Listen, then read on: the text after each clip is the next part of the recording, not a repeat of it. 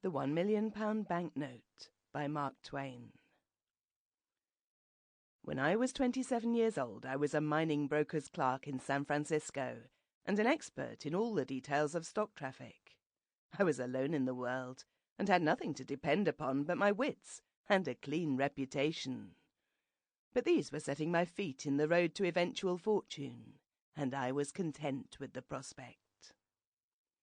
My time was my own after the afternoon board Saturdays, and I was accustomed to put it on a little sailboat on the bay. One day I ventured too far and was carried out to sea. Just at nightfall, when hope was about gone, I was picked up by a small brig which was bound for London. It was a long and stormy voyage, and they made me work my passage without pay as a common sailor. When I stepped ashore in London, my clothes were ragged and shabby, and I had only $1 in my pocket. This money fed and sheltered me for 24 hours. During the next 24 I went without food and shelter. About 10 o'clock on the following morning, seedy and hungry, I was dragging myself along Portland Place, when a child that was passing, towed by a nursemaid, tossed a luscious big pear, minus one bite, into the gutter. I stopped, of course, and fastened my desiring eye on that muddy treasure.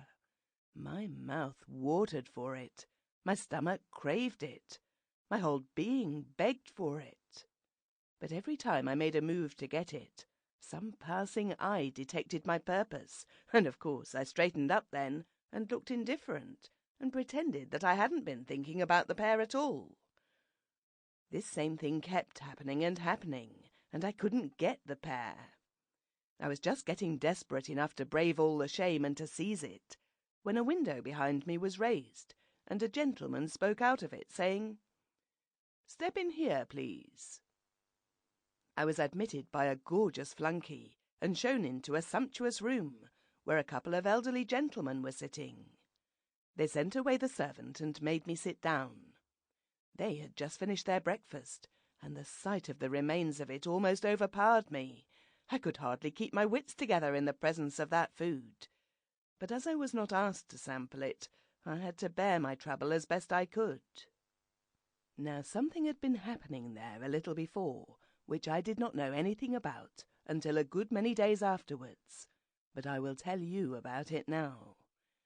Those two old brothers had been having a pretty hot argument a couple of days before, and had ended by agreeing to decide it by a bet, which is the English way of settling everything.